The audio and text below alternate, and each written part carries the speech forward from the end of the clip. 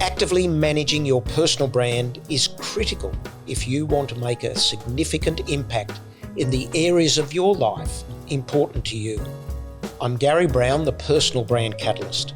I've spent most of my life working in the world of branding products. More recently, I've been exploring the world of personal branding and wrote a book on this, Brand New, Brand You. And the podcast has come out of this as a way to share first-hand experiences from some of Australia's most recognised personal brands. Craig Foster is a former Australian captain of the Socceroos, broadcaster, adjunct professor, author and human rights activist. In 2019, the Australian Financial Review recognised Craig as a true Australian leader. The Sydney Morning Herald as one of the people that defined 2019. He was the recipient of the 2020 New South Wales Government Humanitarian Award for his work with sport and human rights. An Australian Human Rights Commission Medal finalist. Was awarded the Australian Muslim Council 2020 Abyssinian Medal and was a finalist for the New South Wales 2021 Australian of the Year. In 2021, Craig became a member of the Order of Australia. He also worked with the Australian Immigration Minister Alex Hawke and Foreign Minister Marise Payne, as well as trusted members of the Australian Parliament. Craig used his sporting and political connections to secure the safety of many Afghans.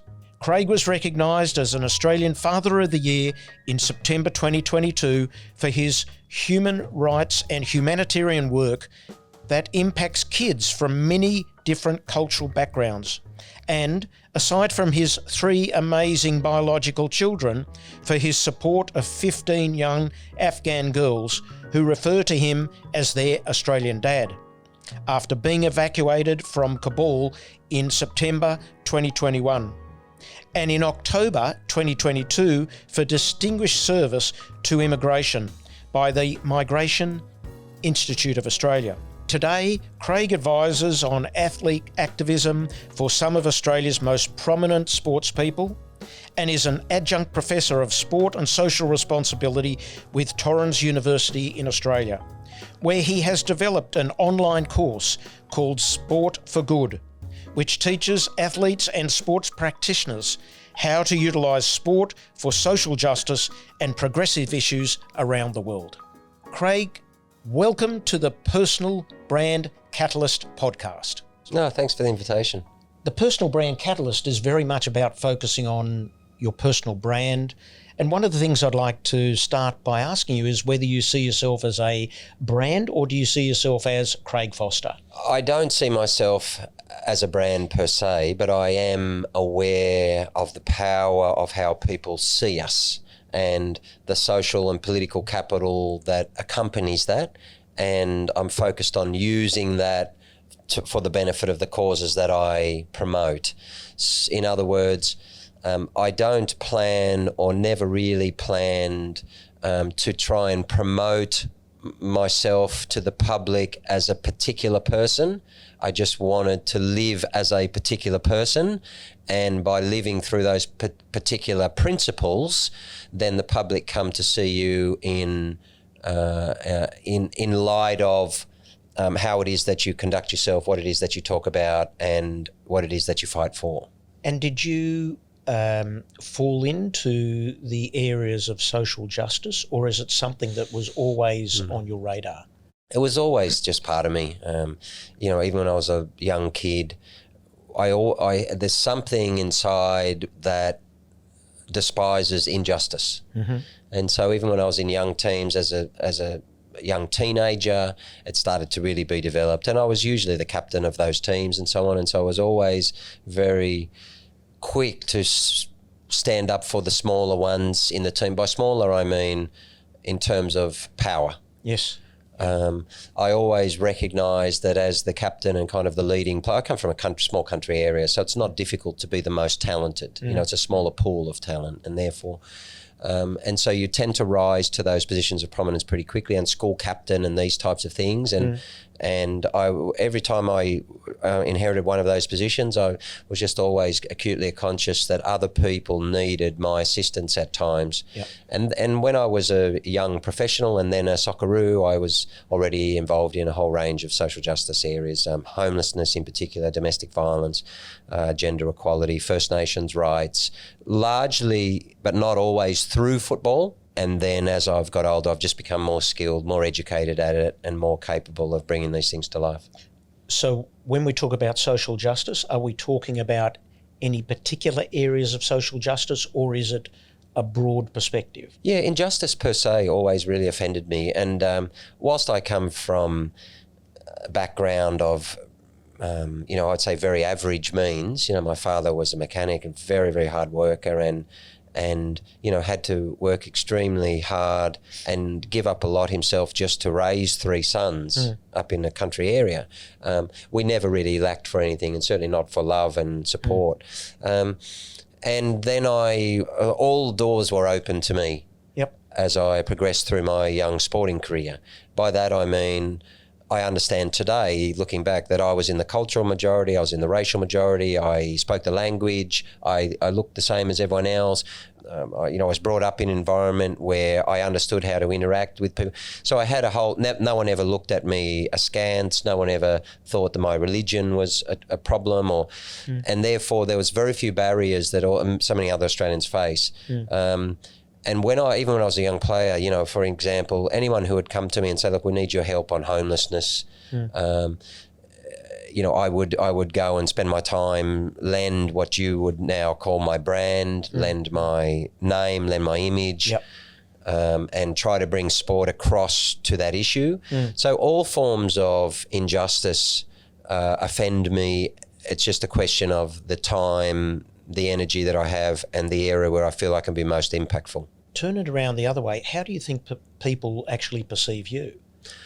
That's an interesting question. I don't really spend a lot of time thinking too much about it, and one of the reasons is because I think when it comes to fighting injustices, it can be dangerous to focus too much on what the public is going to think about what I say, or whether I want to embed myself in this issue, because quite often injustice accompanies marginalisation and demonisation and externalisation. So let's just take, for example, the refugee situation. If someone felt that refugees and asylum seekers were improperly treated within the Australian social and political context, and then decided I wanted to help this, if the next question you asked yourself was, well, how is this going to affect my brand? Yeah.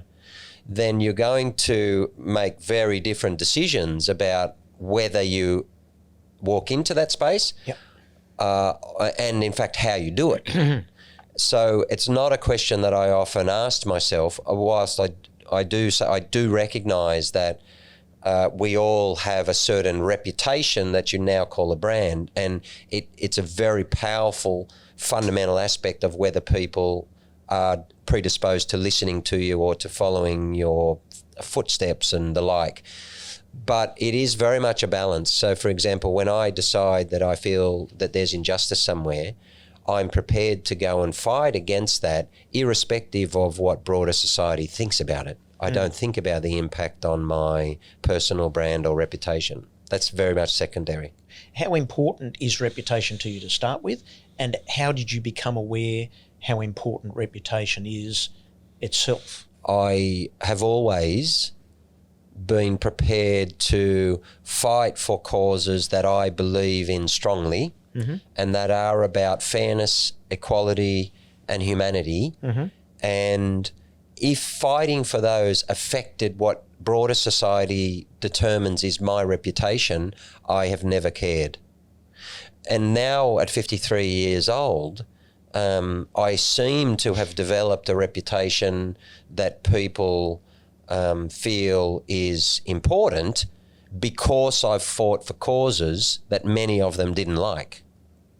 So the most important thing in my view, sitting here now in my middle age, if you're talking to young people, is authenticity and purpose and courage. they are much more important than trying to curate what you see as your reputation or your brand.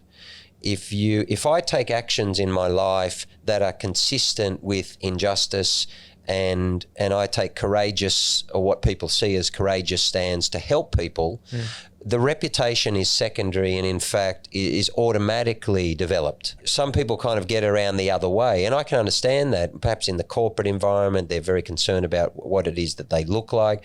For me, it's very simple. I fight causes that I believe in where people are being harmed, and if that enhances or damages what people see as my reputation, I really don't care. If I play that back, the causes that you are standing up for are causes that are humanitarian related, are about humanity, and you have built a reputation for what you've done, not necessarily whether people agree or disagree, because I think that you've got such a solid position. The reputation as a footballer or soccer player is locked in. It can't change. And your reputation as a spokesperson for social justice is locked in, can't change.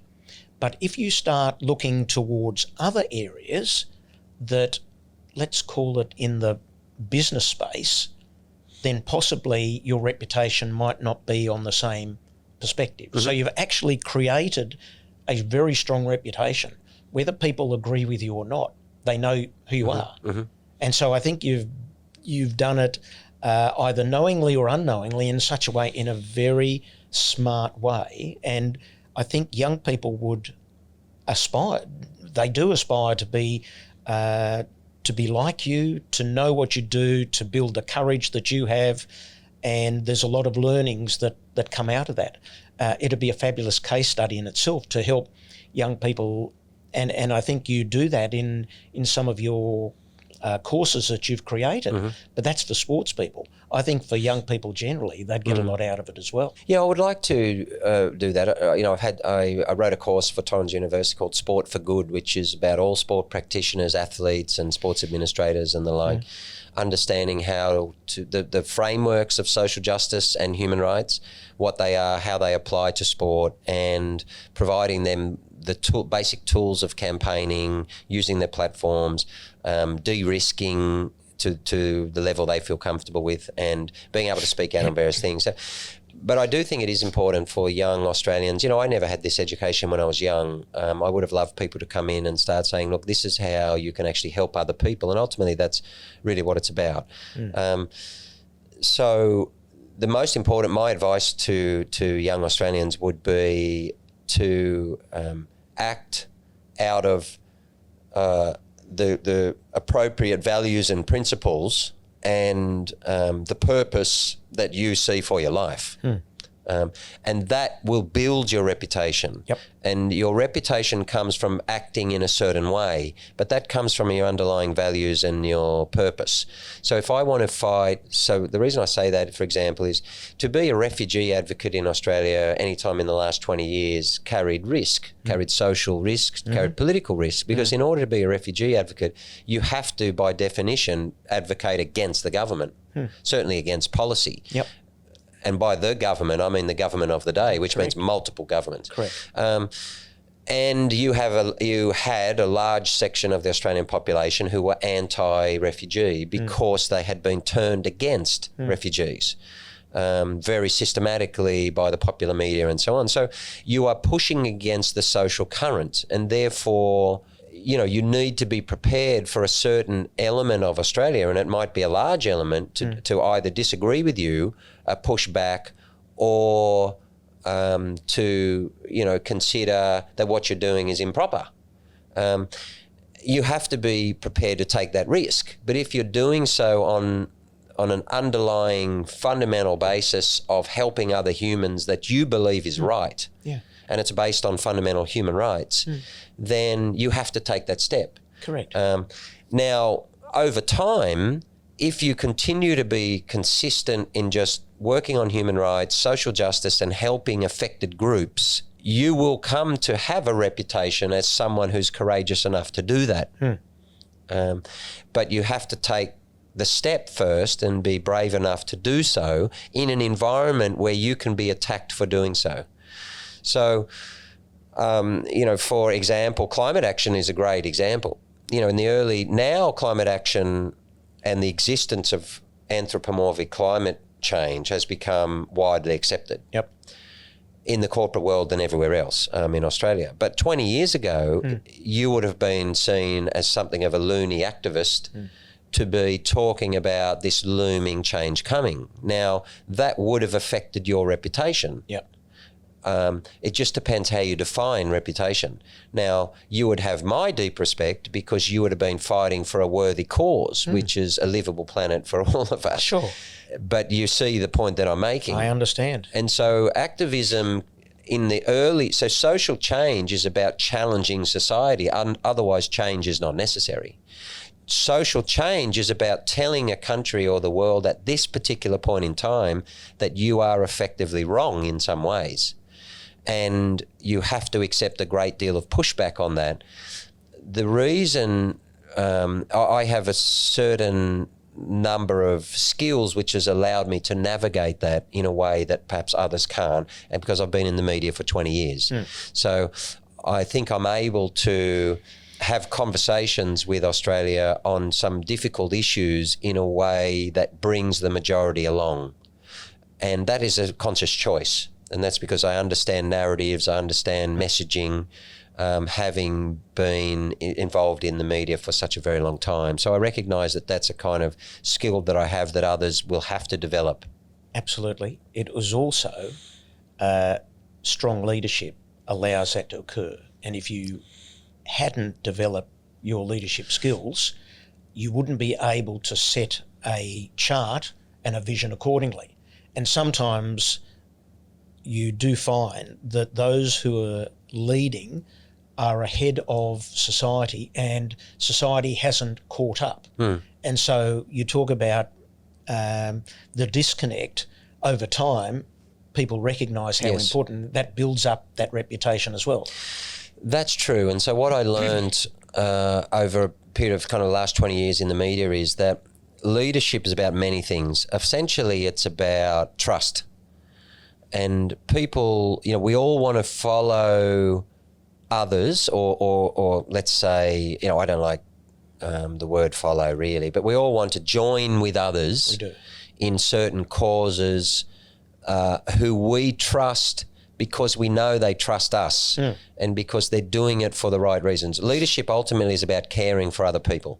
When people around you in a team know that I'm the captain, but I genuinely care that you guys do well. And when we win, it's for you, it's not just for me. Correct. And it's for your families. And then we're all together and we're joined. And as humans, we will then respect that a particular hierarchy. And outside of that, when people can have a hierarchical title, but when we intuitively or emotionally understand that they don't really care about us, it's really about them, and they'll drop us at the first hint of trouble, they're not going to protect us, they're not going to stand up for us, then we don't join with them. No. We might be on the same journey.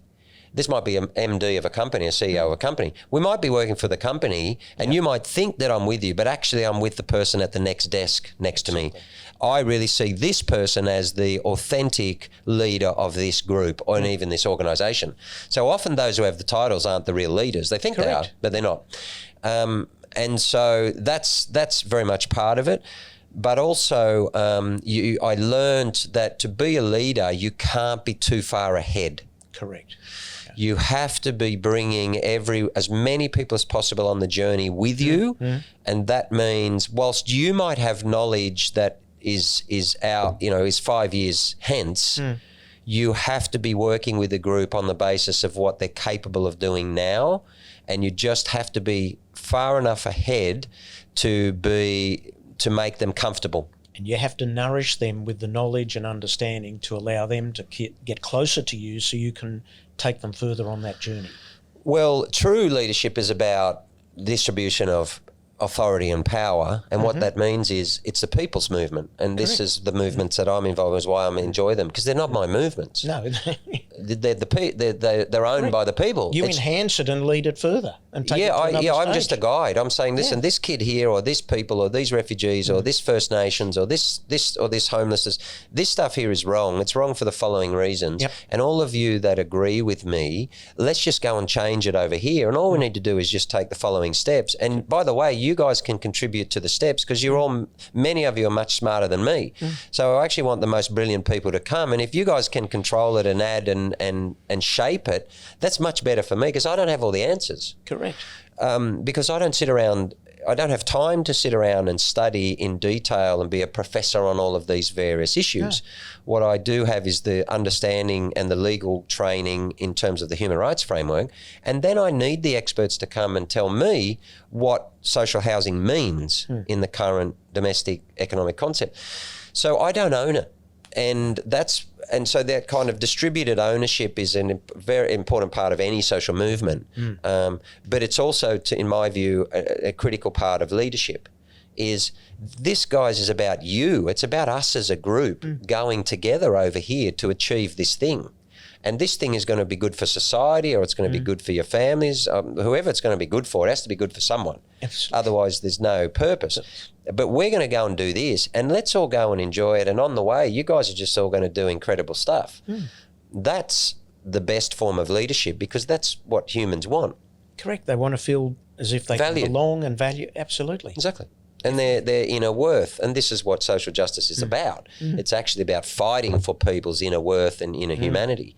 But we also discover our own humanity when we fight for them by doing it in the appropriate way. So you touched on earlier about values. Where did you discover your values? Where did they emanate from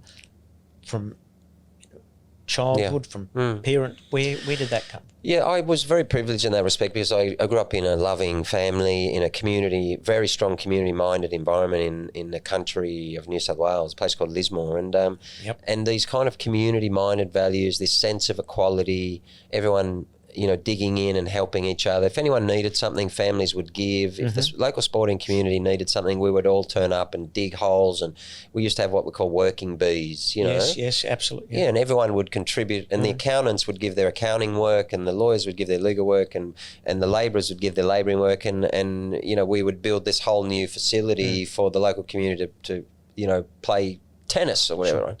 And those things always struck me very deeply, and I just thought they were inherently, naturally right.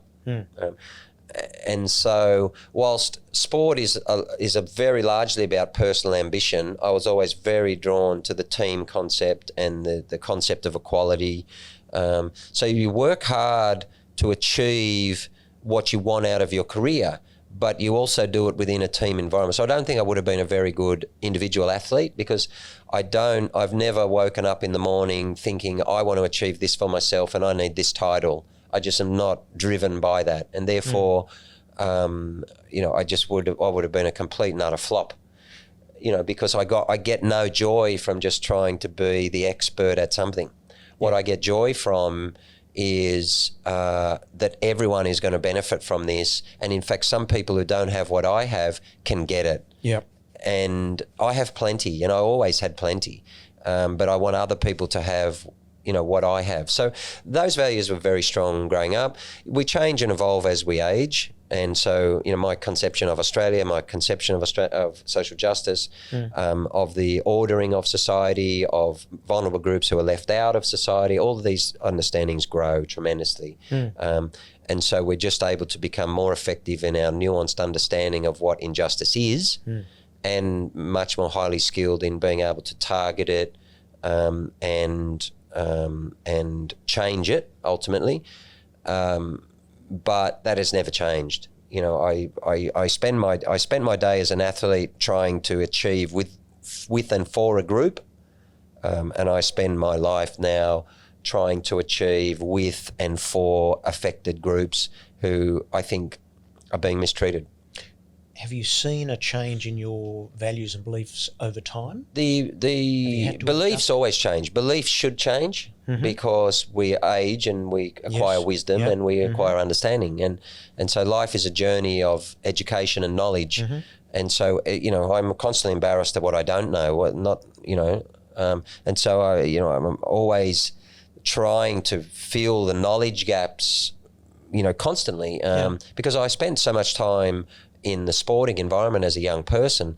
I had a strong education and ultimately finished my law degree and a master's. But the thing is, I never had the time to really consider political environments, sociology, history, to the degree that I would have loved to. Sure. I wish I had a much deeper understanding of the world. So I'm constantly trying to fill those gaps. So beliefs should always be challenged. Values should be consistent. So, equality must be consistent. Yes. So, every human being is born equal. I believe in that. That value underpins my life. Yep. My beliefs about how that manifests, why that's not the case, what politics has to do with that, what ideologies have to do with it, where religions have to play, all of these things, that comes from your education and your knowledge and your experience. That should constantly be in flux. So I don't, I expect to believe different things tomorrow, Yes. Yep. because I'm trying to become more educated. Sure. So they're in no way set. What I thought about feminism 40 years ago, I think differently today. What I thought about refugees now, I thought differently 20 years ago. What I think about climate change has changed in the last 15 years. So everything changes, your knowledge, your understanding. But in all of those understandings, the way I approach them has been consistent throughout my life, is who is being affected, who doesn't have the power that I have, where can I translate that to, who do I need to fight for, where is the injustice? Yes. That's the underlying values. And do you think society is disconnected in that way and not realising that beliefs change and values stay consistent? Well, we're in a really challenging time because even the concept of truths is being challenged. Scientific truths has been very much challenged with COVID and with climate change, and so the misinformation, disinformation. So, the new generation of Australians and around the world who are coming through have challenges that we didn't have in many respects. Challenging orthodoxy is incredibly important. Otherwise, you don't find injustices because governments and societies don't like to acknowledge them. No. So they're very often hidden. So, I understand well the importance of challenging authority and orthodoxy and a common wisdom. That's fine. But in doing so, we need to make sure that we still rely on fundamental truths and on empirical knowledge and data, rather than what we're seeing now is just theories. Sorry, I've lost the term, but conspiracy theories and all of these types of things, which are largely based on a very flawed knowledge base and the distrust of professional acumen and study and rigour, which science is based on, has been very dangerous. Yes. That can be always interrogated, but the basis of knowledge acquisition and experience and the like still has to be fundamentally respected. And there's been concerted efforts around the world to undermine that. So, from that perspective, it's a very challenging time. Is that an area you stay away from? No, I don't talk a tremendous amount of it, although as I do see the damaging effects on democracy, for example. That these conspiracy theorists, are perpetuating all around the world, but. Look, it's an interest. I'm always very concerned about where I find my information. I think we're all looking for trusted people and trusted sources because there's so little to trust. And and we're finding now the misinformation, for example, that's been underpinning, and the political influence in the climate space, for example, and how the accurate information that the public should have known 40 years ago has been hidden, and all of these things. So questioning is always important, but we need to do it on the basis of always interrogating who the sources are. And trying to work out, where we can get accurate information from. Agree. Sticking with values for a moment, can you think of any occasions where your values have been tested? Oh, well, there are multiple. They're tested all the time. One of the areas, when you're talking about social justice, the refugees is a really good example. Climate was another, and some of the conflicts around the world would be a third. So, when human rights are objective and universal, and therefore when you're going to advocate for universal human rights, it's going to take you into political areas which are highly contentious. And so the refugees is the most important one in recent years, is that, when I was at SBS, which is a public broadcaster, and so public broadcasters rightly have to maintain political impartiality, and they have to report accurately and truthfully in a non-partisan way. And that's absolutely fundamentally important to a democracy. So the media is called the fourth estate, which is supposed to hold accountable governments in a truthful and courageous manner. And to do so, you must be non-partisan. So the Australian media should be equally able to hold Anthony Albanese or a Labor government accountable as they are Scott Morrison and a Liberal government, and both on just foundations of accountability and truth. Now, of course, that's not always the case, and particularly in Australia now. We have a lot of highly partisan media. It's one of the biggest challenges that we face. However, as a member then, albeit a contractor, so I wasn't an employee of SBS, nevertheless I was there for 18 years or something like that, 15 years, I started to advocate for refugees. And that is particularly challenging to a government-funded broadcaster, because I was challenging the government. Now, we had this conversation over a period of time with SBS, and my view is that challenging refugee rights is a matter of human rights. It is politically impartial. However, ABC and SBS, I think rightly, need to be very sensitive about the area, and so it's a question of where you draw the line. Anyway, there would be a number of people in both of those organisations, publicly funded, strong commitment to impartiality, who would say, well, this is starting to become challenging. And so I effectively knew that in order to focus correctly and authentically and strongly on refugee rights and be a true advocate, then that would likely mean that I was no longer at SBS. So if my values were to say this is wrong, and as an Australian of some prominence and influence, I have a responsibility to advocate for refugees. That's my value set. That was then challenged against, yes, but I have this living, this is my career, I work for SBS, I enjoy doing it, I travel to a World Cup every 4 years, I sit on air and have fun talking about football, and I'm very likely going to lose that. That's a challenge to value set, because I could have done it in a very limited way, I could have done it in a muted way and still probably been seen as something of a refugee supporter, but still maintain my position at SBS, and I could have balanced the two in that way. But by doing so would have been inauthentic, because these people were in positions of extreme harm and they needed genuine help. They didn't need just someone saying, oh, like, this is probably wrong, I wish the government would do something. What they needed was someone saying, this is fundamentally wrong, it's against Australian social values, it's against the human rights of these people, and we need to get them out now.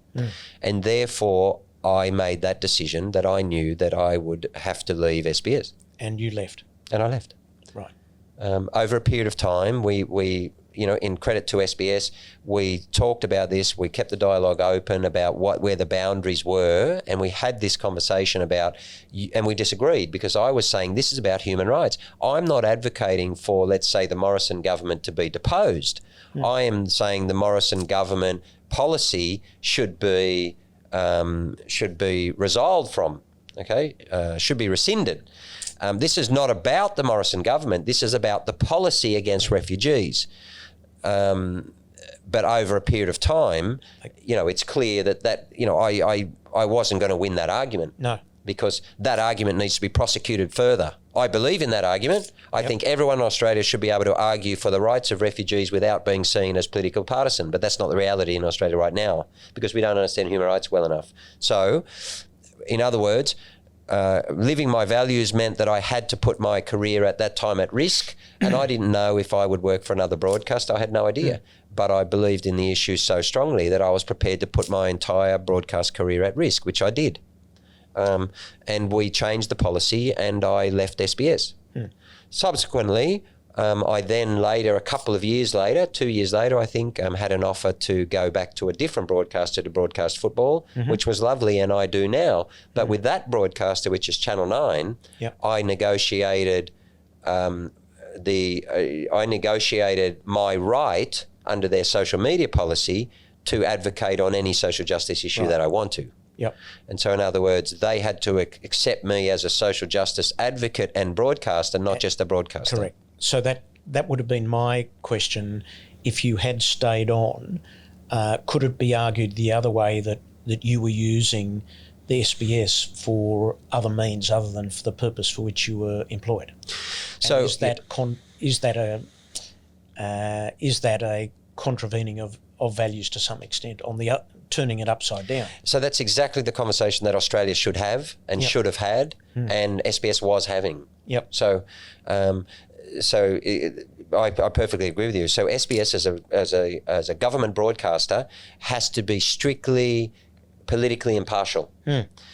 And therefore, when someone like me starts to advocate for human rights, which have a political implication, that question has to be asked. Now, my firm view on it, having been involved in it, understand it on both sides, is that advocating for human rights is apolitical. In fact, it's the only neutral, objective, non-political framework we have in the entire world. Correct. But Australia doesn't quite understand that yet because we don't talk about it too much. And so I didn't really expect SBS or necessarily Australian public taxpayers who are funding SBS to come to that determination. In fact, I fully expected to lose my job.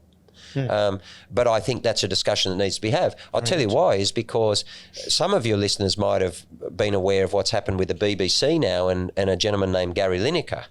Gary Lineker is a legendary former captain of the English national football team who is a key football broadcaster for BBC, which is the same as SBS, as a government broadcaster, but in the UK.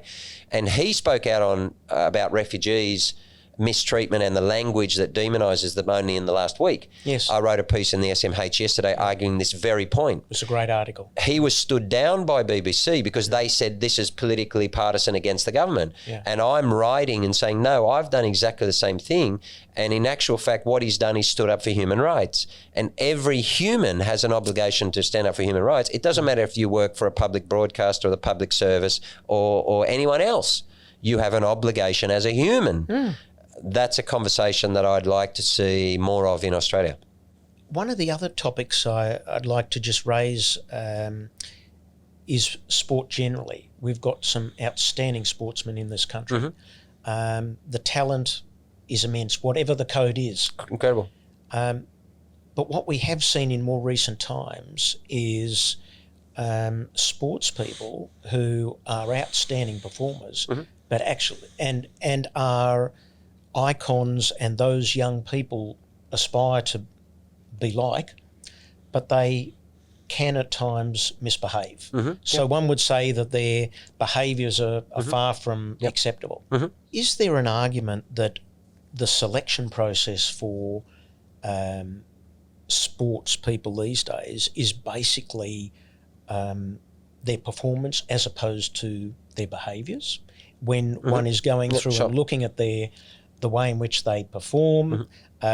Is there some sort of scrutiny on behaviour, not in terms of locking them in legally, but literally good human beings? Sure. Okay.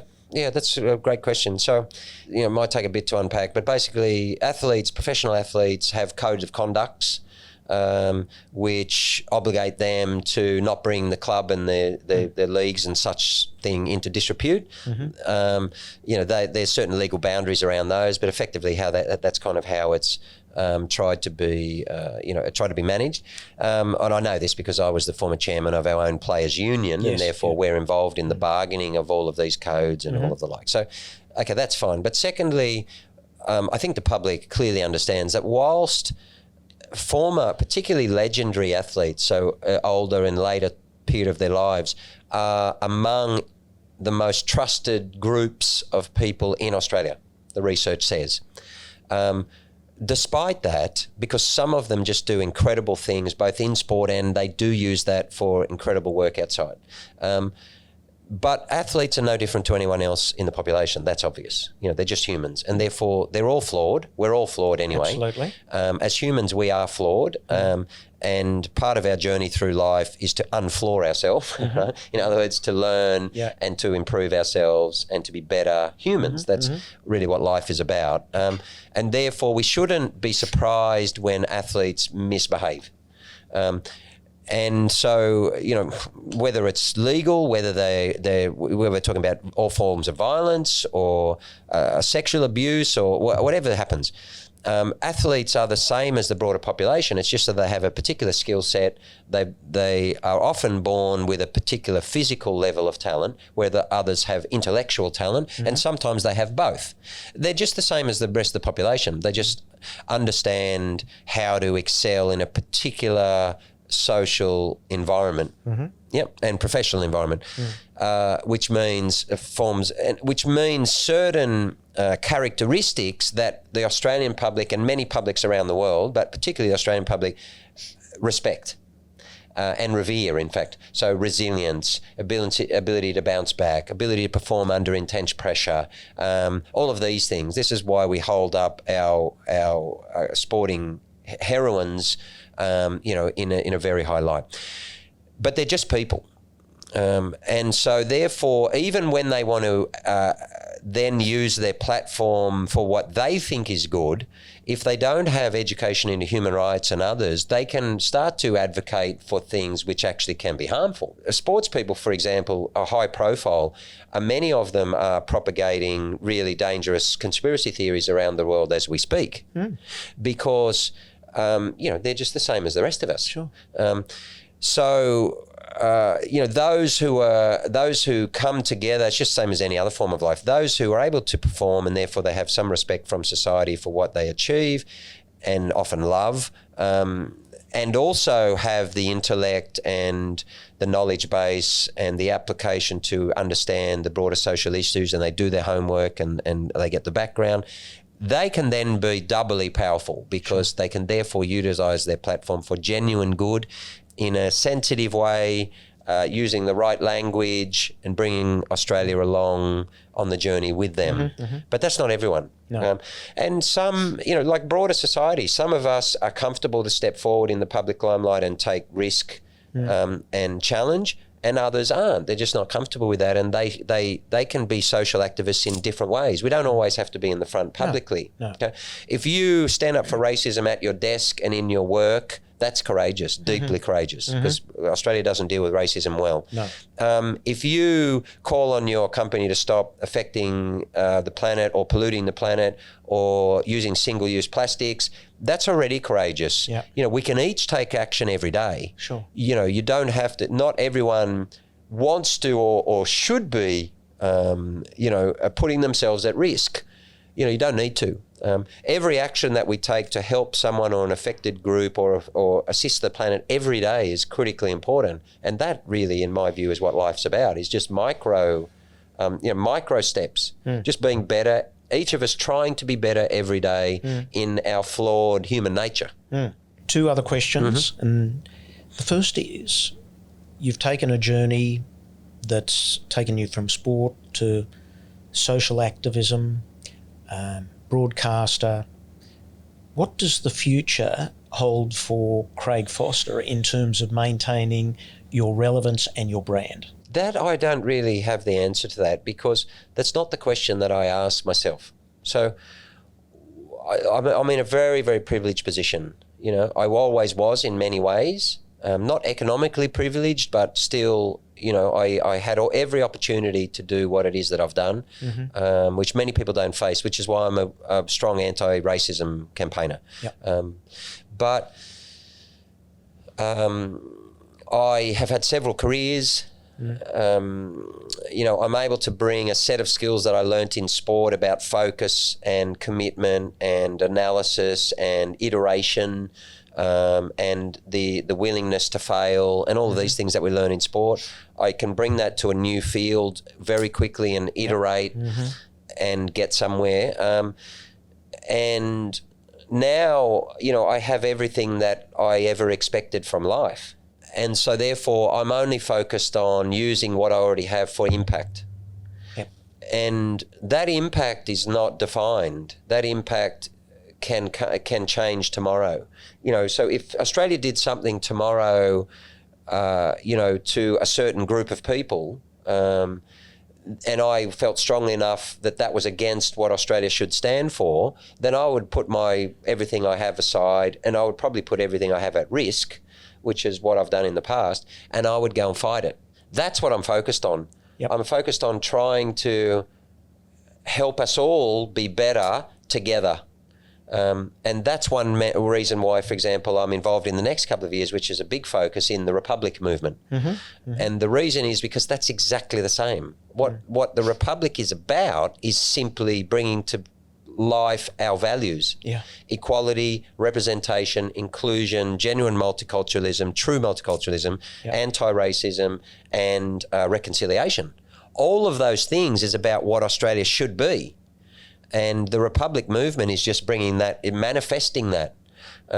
So I don't know where, I have absolutely no idea where I'm going to end up in the next, say, 30 years, you know, of what I would say is active life until, you know, professional life until, let's say, hope at least mid-80s or something like that.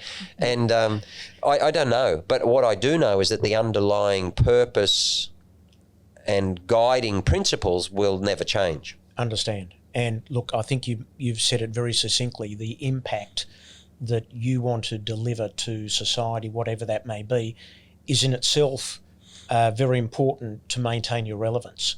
And you also highlight the Republic topic.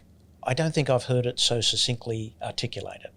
Yeah, that's really all it is. I know, but I don't think it's come out very well at all. It's about the real Australia. It's about us becoming who we are. Absolutely. But just deal finally with this word of relevance. So, do you know what, Gary? If in the areas where I feel strongly about, if there's other people who are more skilled, more, and who I think who are brilliant and who can carry Australia along on that journey, I actually prefer that they're more relevant. Well, they're as important on the topic as you are, because more people that are actually championing the cause will deliver better outcomes. So I just want to see us get to a better place. I just want to see us not treat Miss people like this. I want to see us reconcile with our history and be proud and loving and deeply respectful of our First Nations and no longer have the denial. And I want to see us be truly multicultural. I want all of our 270 backgrounds to have direct representation to power, to be able to go to Parliament, to be able to be Prime Minister, be our head of state. That's what a republic is. And therefore, but if in this journey, there's other people who are more skilled at bringing Australia along to bring that to life. I want them to be more relevant than me, because we need them. Absolutely right. So in other words, I want it to happen. I don't need to be the one at the front of it. No, you don't have to be the hero. You are there to help support. I totally agree. Last question. You've had, as we've discussed, such a wonderful career in so many different areas. Have you had mentors or those who have helped guide you through? Have you done it all on your own? Have there been people you've had to confide and get support? to help you through? Yeah, every achievement, I wouldn't say success because we all define that in very, very different ways, but we can say achievement. If we have an objective and we achieve that goal, then, we've done what we set out to do. And I've set out to achieve many things in my life, but every single one of them was based on a whole network of people. I've done nothing myself. You can't be a Socceroo without a coach. You can't be a Socceroo without a team. There's 11 people on the field. And so the game, that's why I'm pleased that I did play a team sport as a kid. I obviously was naturally drawn to it, but it taught me the sense of equality. When 11 people take the field, we have different skills, but we can't win unless we all see ourselves as equal and we give everything that we have to the same journey. And that's how I see the world. And so the biggest skill that I have is bringing networks of people together, the most brilliant people that I can possibly find, and empowering them and letting them go off and do amazing things. That's my skill. My skill is not running out the front and say, I know everything and everyone come and follow me. If that was the case, it would be a complete and utter flop. So, the social justice campaigns that we've run, I'm the most visible because I have the communication skills and the profile. But behind people who don't necessarily want to be in front of the camera are the most brilliant people that I can possibly bring to the table. So I'm constantly looking for people who know more than me. Otherwise, I can't get where I want to be and where I want to bring Australia. Sure. So that's just an underlying fact of life. If people think that we achieve things on our own, well, unless you live in a forest somewhere off the grid and you're able to do something like you build a house by yourself, that's a sole achievement. But even then you could argue that the ecosystem is helping you somehow, right? Absolutely. So we're all interconnected and that informs kind of all of the work that I do. I don't see myself as being in any way special. I just have a bunch of capabilities. I think everyone has unique skills and something to give to the world, and what we all should be doing is trying to enable them and empower them to show us all what that is, because that's how you make the world a better place. Do you mentor? So in terms of mentors, no. So I never sought out and to say, listen, could you somehow guide me or do these things? No. What I did, though, was I was always willing to ask people, what do you know? Like, you're here and you did these things. How is it that you actually brought this to life? I don't understand the mechanics of it. I've always been very, very open to just saying, I don't have this bunch of skills. I see this person here with these skills that I cannot conceptualize. Yep. Coming out of sport is a very narrow strand of life, and we tend to be quite closeted. To be able to become an elite athlete, you need by nature to be incredibly focused. Yep. And that does take us out of a lot of learning that other people are subject to or party to. And I've had to work very hard to get myself back in there and really understand those things.